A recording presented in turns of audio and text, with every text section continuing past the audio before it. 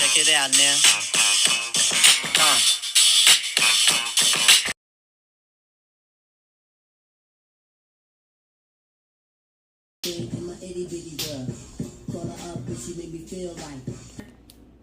Hello and welcome to Brunching with the Sisters. I'm your host, Nikki V, and today we have a very special guest, my sister, Tia Naru. Me and you, us never part. Martina. Why were you finishing? Happy Sunday, y'all. Hey. And as I always say every week to my sisters, let's get it. So y'all know I always have to start off with a recent movie that I've seen. So a movie that I want to recommend if you all have not seen it. It was on Amazon Prime called Illicit with Columbus Short and Deborah Cox. I mean, you know, the acting wasn't all that, but it was a pretty good movie, and I love a movie with a good twist. And the end will definitely surprise you. So check it out when you get a chance. And then, you know, I always have to go into my pet peeve.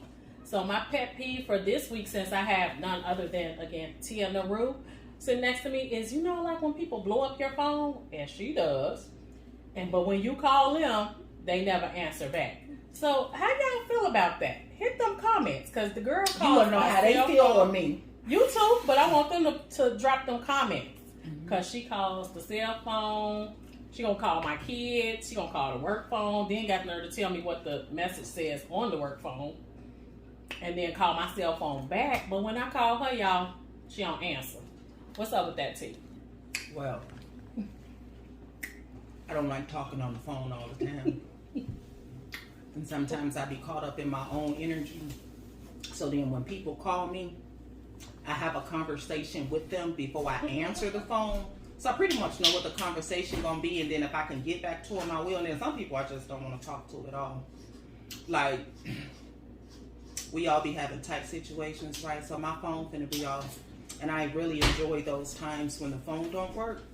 And while my sister talking all this crap, she gonna call me on Messenger when I be trying not to talk to people. So she do it too. But then she got this work boyfriend that be answering the phone all the time. And he tell me what she be doing. He be like, Veronica Butler is at home. It's just so then he told me, call her at home. Or he'll be like, Veronica Butler is at lunch. So then that means call the cell phone. Tell them to stop telling us that, and we won't do it no more. But for anybody else, I don't really want to talk to nobody. You know, it ain't personal. It's all love, you know. All right. So let's get to it. So I just want to give you a little bit about my sister here. This is the person that I shared a room with for most of my childhood life. We've gone through a lot. We've had fights, but through it all, I know that we've come out on top. Charlotte's girls. Hey. And we are some very, very, very strong individuals. And I'm sorry, y'all, I gotta get some little cards or something to stop looking at the phone. Everybody look at that phone. Thank you. Well, people up there like, so the first question I have for my sister is, what would you say was one of the biggest struggles you had to overcome within yourself? Struggles as a person or struggles in relation to other people? Either one. Or if you want to hit on both, you can.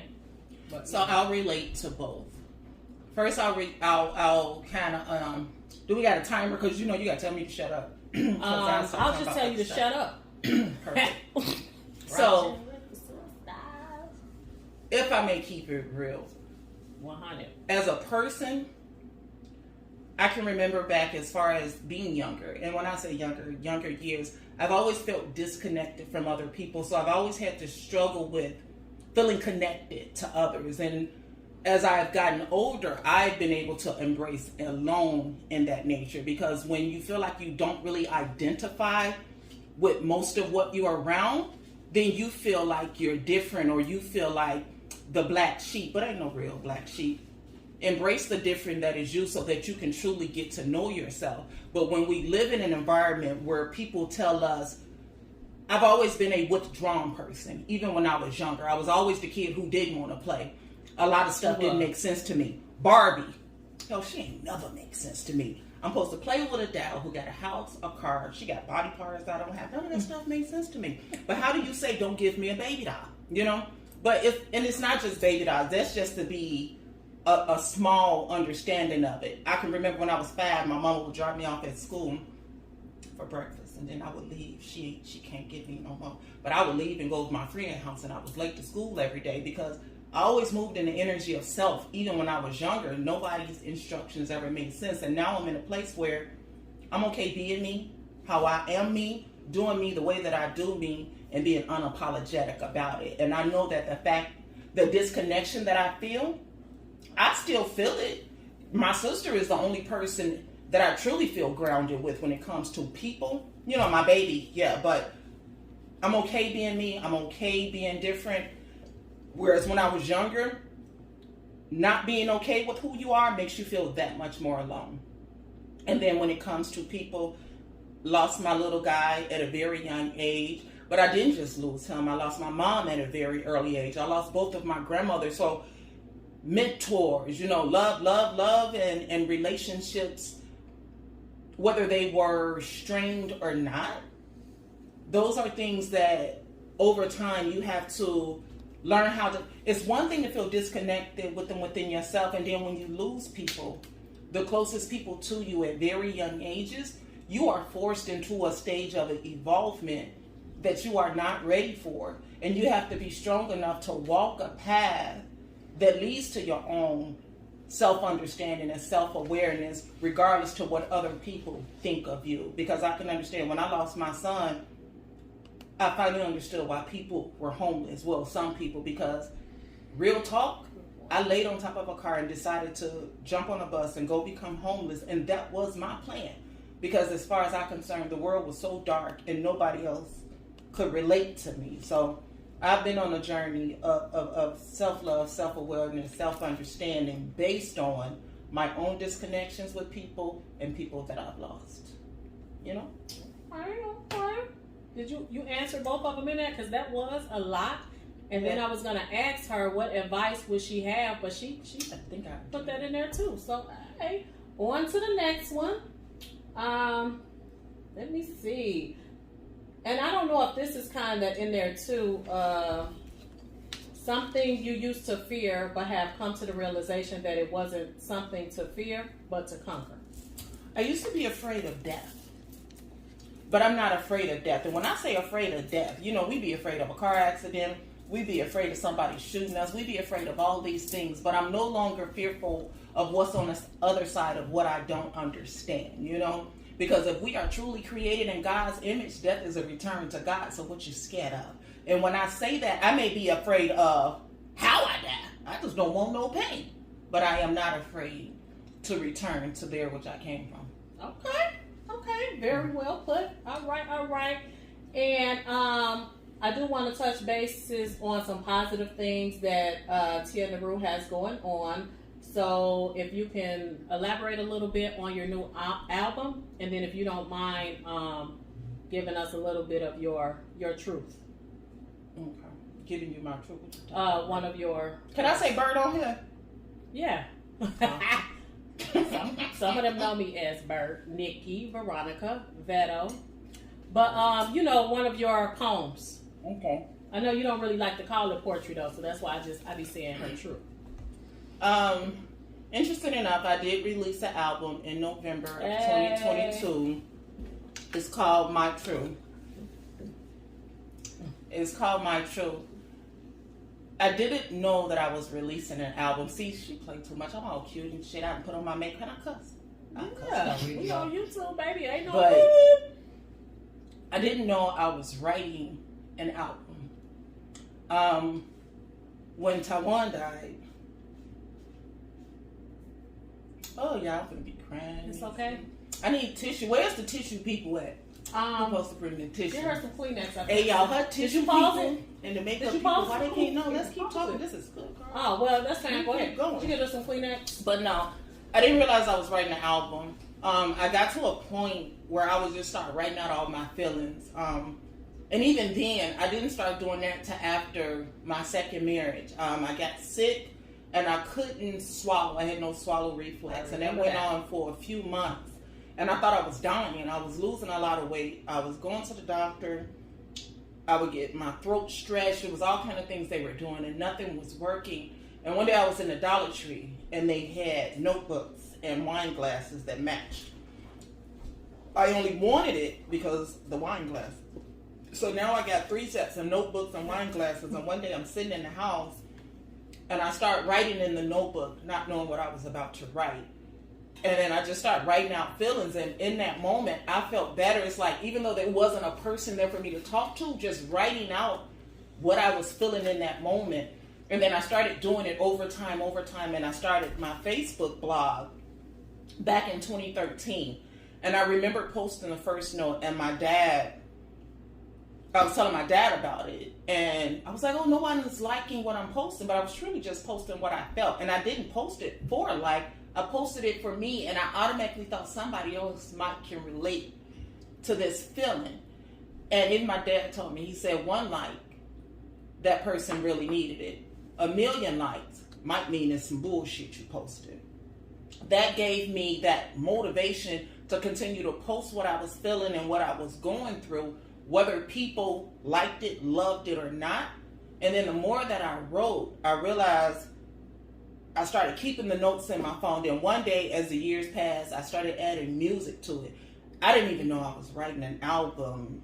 Everything written on this album, from the first, I say poems because it's music, it's words, but in all honesty, it's just divine vibrations from what I was feeling at an authentic level and how I was comforted by my creator at an authentic level. And I'm just sharing that with the world. It's my true journey. And there are those who are poets.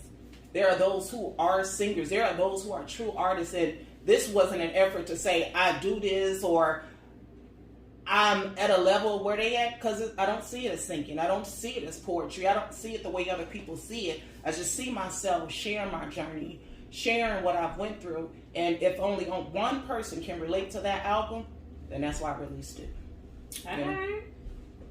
And I like how, and I think that's just like that sister thing, how we kind of just bab, because the questions that I have after that, she kind of already answered it. So, because I did put in there after that, what was the motivation behind your writing? And she did mention that.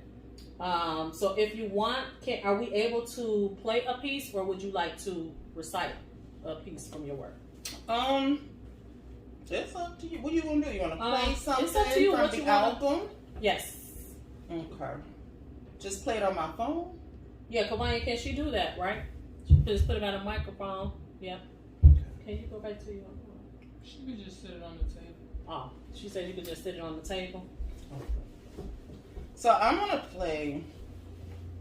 It's interesting, since I've released it, I've only made mention of it once, but as I track it, I've gotten so many views. So through Apple, it shows me the favorites. So there are 2 that are favorites on here. One of them makes sense because I've kind of performed it at different places. The other one, Kavanya, I'm sure you'll love, which the other one is Flow. My niece like that one, y'all. My daughter do too. But I'm going to do Woman. And I'm going to play Woman. Woman is, whether you're a woman or a man, we all find ourselves on our own journey of self-love and self-exploration. And whatever that looked like for you, that's for you. You know, and this here piece really just talks about that walk down a path where you start questioning yourself, where you start finding the answers, where however you align with creative energy, however you align with God energy, divine energy, those answers start coming to you as you walk an authentic path. And so this is, I am woman, I am man, whoever you are, this is just my walk towards understanding and just being able to let go of things that have imprisoned me, imprisoned my mind, and being aware of nothing can imprison you that you haven't given the power to do so. So we have to always recognize the power over self that we have, especially when it comes to our own mental reason and emotional reasons. We always think somebody else is controlling that, when at the end of the day, we control that. So I guess I'll put Woman on. And here we go. Woman by Tia Naru. I like this one too.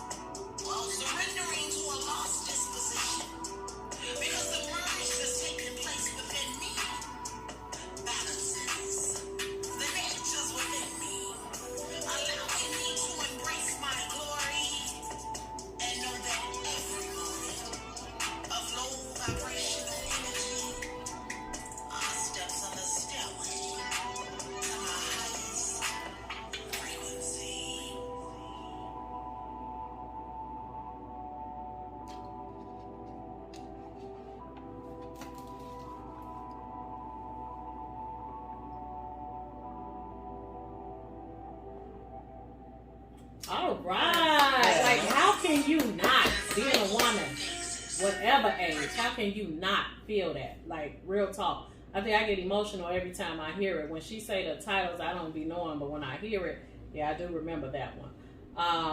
How can they find your music and also find you? Well, I have a website, 6gfrequency.online.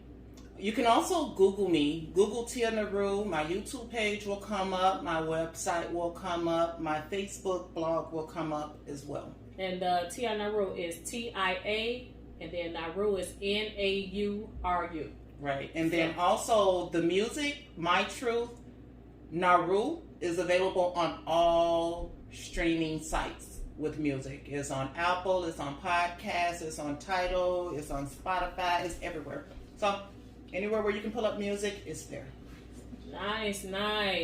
Don't forget, you all, hit that subscribe button, hit that like button, comment below. We want to hear it. So I do have this piece of paper as if I'm like 5 years old or 6 years old in school, because I have my own note that I wrote for my sister, because I feel like as women, mother to daughter, sister to sister, maybe niece to aunt, whatever it may be, that we do need to, and I know me, I got a huge heart, but I'm not the most expressive person. You know what I mean? So I just want to give my sister a few words, and I don't have a problem with sharing it with the world.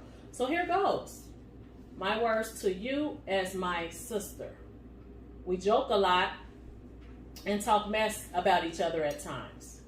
We have definitely gone through some rough patches, but I want to let you know that I am so proud of us. We have always been close, but when that real life actually hit, we were both put to the test. One thing about us though, Shala's girls, Nikki and T, is that we remain loyal. I've watched you go through your own personal obstacles. Look at me, y'all. I'm getting emotional.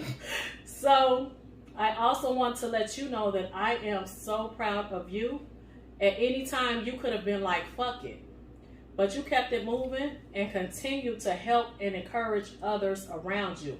So when I say that, it's not just to say like she could have given up. Not only did she not give up, she was still looking out for other people. And I don't even know if she knows that. You know what I'm saying? I remember her living with us and me just having rough nights with my son because he was a baby and I had just returned to work. Shit, she just got off work and probably did some Ubering after work and still came in my room and took him so I could get some sleep. To some people that may not mean a lot, but for me, that was everything. I don't even remember that. See? And you did it every night. Every night. He was my boyfriend. You kept it moving and again continue to help and encouraging. That's such a big thing too, because somebody was just telling me the other day, like, that's your thing, that's your niche. When we was talking about me writing, I said, even though I kind of feel like it, sometimes we need to hear it. Mm-hmm. To my sister at one point, this is what I was stating. I think I already took care. You were down in your living situation. You were out there hustling, working a 9-to-5, Ubering, and taking care of your daughter. You still continue to push through. You showed up for events, doing your spoken word, writing, and continue to work towards your truth. And I just want to let you know that I am honored to be your sister. Oh, thank you. You know, it's so interesting. Through everything that I've been doing, I have felt by myself, the journey that I've been on. And for anybody that can relate, even down to this moment, even when you feel alone and you feel like you can't relate to nobody and nobody understands, I was mingling with people still in levels of alone and misunderstandings. I would go to spoken word events feeling disconnected to everybody there, but I went by myself, there was a time I was homeless, and it's so interesting. When my son died, I kind of made moves that were alien to my true nature, and it was survival tactics. A lot of it wasn't right, but we do what we know to do until we understand how to do things differently. But one thing I've always had in me, and I know I get that from my own mom, is that of hustle. And one thing I also understand, and that came from I know people, I've been through very many religious energies. I believe that everybody's journey to understanding God is their own. So I'm going to talk the way I talk, because I'm tired of trying to find the words that make sense to everybody. I can only say what makes sense to me. So I say divine, I say spirit, I say universe. And if you don't like it, it's okay. I do though. But as I sought to understand self and make things make sense for myself, I knew I had to disconnect from people, whether that was relationships, friends, platonic relationships. It's like I embraced a journey of alone and a focus of hustle. It's like at the end of the day, never stop moving.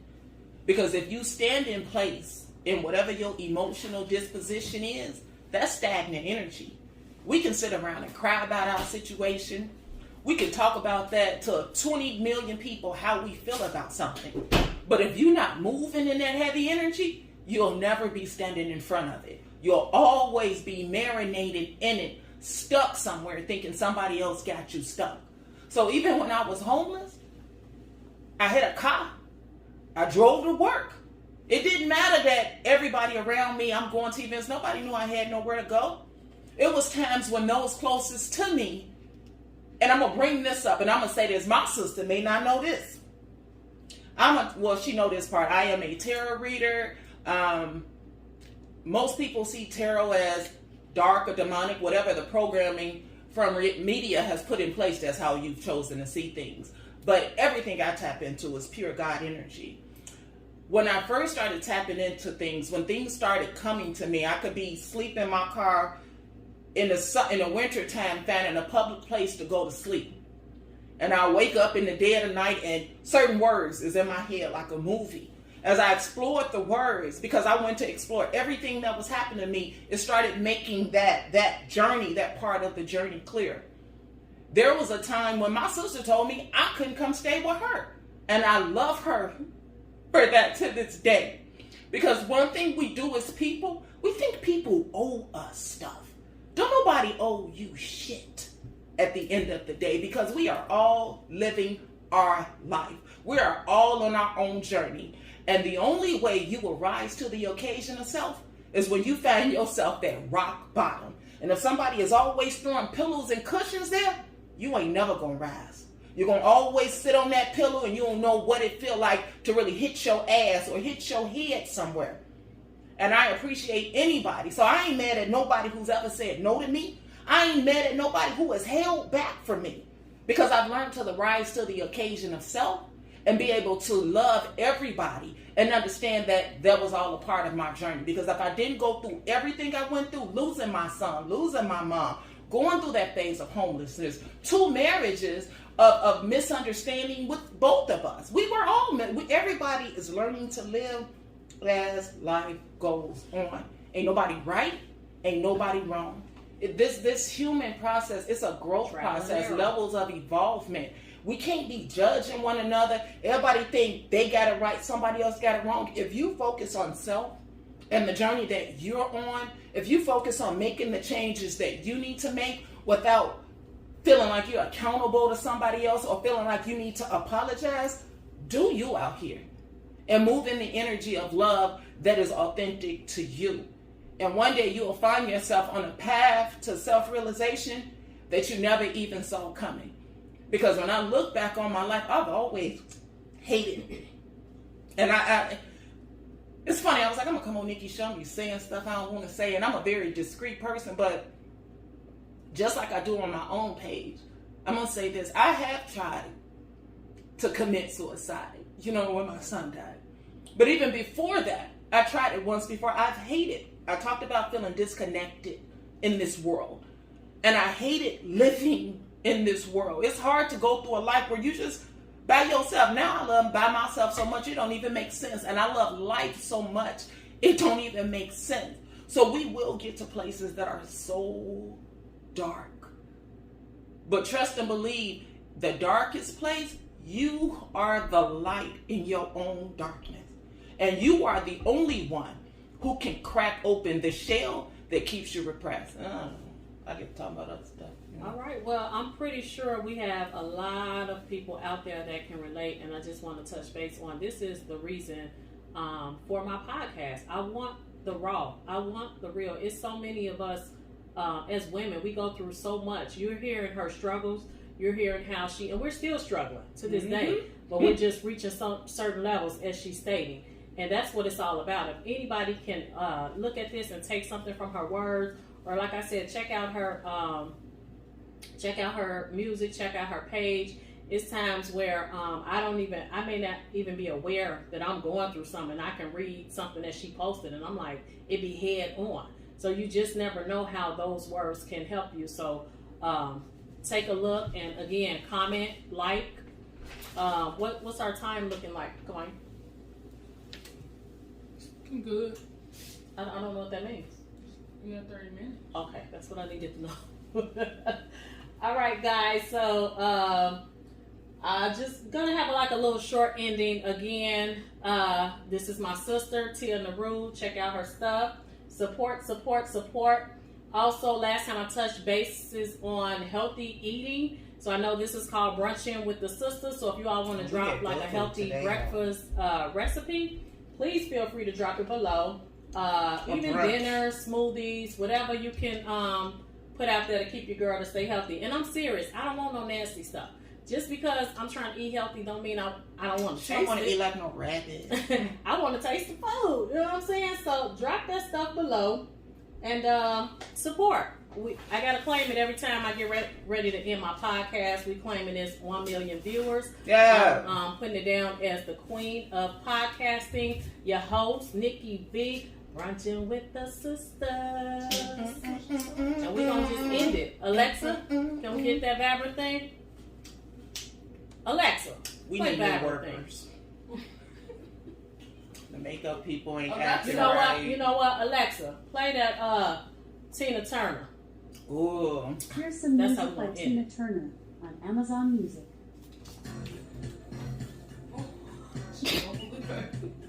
No, this one ain't from our movie, is it? Mm-mm. But it's Tina. But I don't know the song. I don't know the words. Alexa, Up. stop. It's Tina. Alright, we're done. Because we ending it anyway. Alright, y'all. Tina, that black and beautiful, that black Mike, don't stop. crack, that black creative energy, that black that rise above Can we all get up? things. Because Tina had a Alright, story too. You know? Can we do it? Can we stop? She had a story. Y'all ready?